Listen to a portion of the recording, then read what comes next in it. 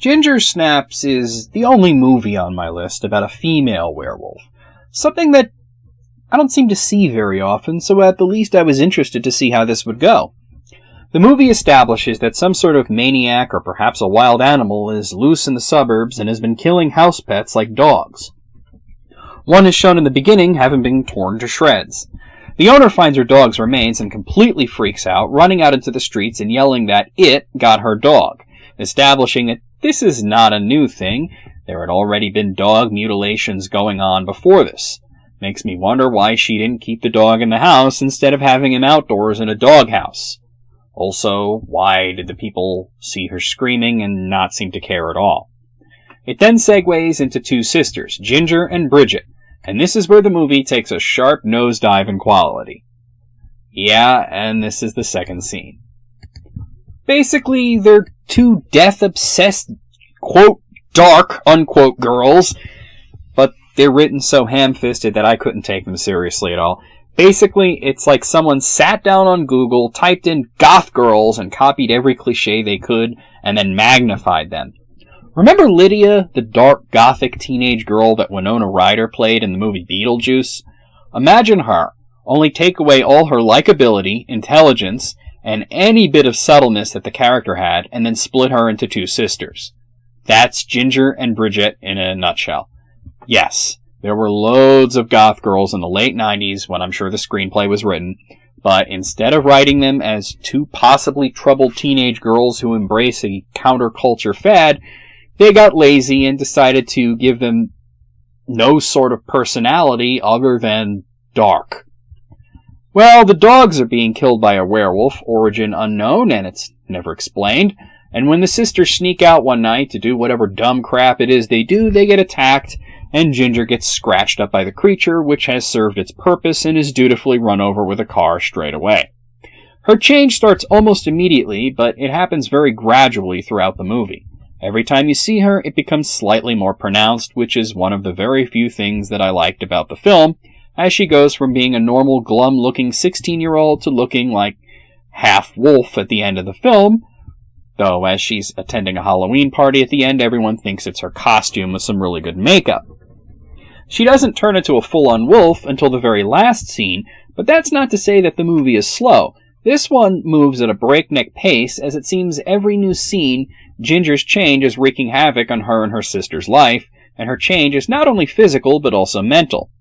It also seems that suddenly she gets kick-started puberty, which no one thinks is weird. I mean, she is 16, she should be several years past puberty by now. But she gets her first period. I don't know if it's because of the werewolf thing, or it's just a coincidence, but this is also a plot factor in the movie. So aside from slowly turning into a wolf, she's also got hormones firing off in her head, so she goes from sullen goth girl to super bitchy goth slut in the span of a few scenes. In the beginning of the movie, she's the deadpan, "I can't wait to die, that will fuck with everybody" cliché, and then in the middle she rapes a boy and infects him and is already killing animals, which she proclaims at the end to be like masturbation. Yeah, if you ask the director and screenwriters to define subtlety, they'd probably think it was a beverage. Bridget is the main protagonist, trying to find a way to help her sister, but it seems kind of hard for her to want to as Ginger, snaps. I didn't care much for this one.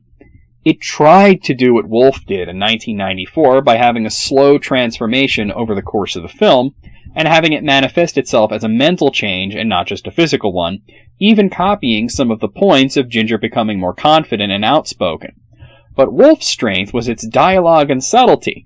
Ginger Snaps' greatest weakness is its dialogue and complete lack of subtlety, which is really bad. It seems around halfway through the movie that it might turn around and start to improve, mostly due to the fact that as Ginger goes through these changes and starts to struggle with her new nature, we're allowed to see a slightly greater range of acting from Catherine Isabel, but a few scenes where she manages to convey real emotion can't save this from being a sad montage of juvenilia that fails to even deliver any scares, relying only on shock and gore.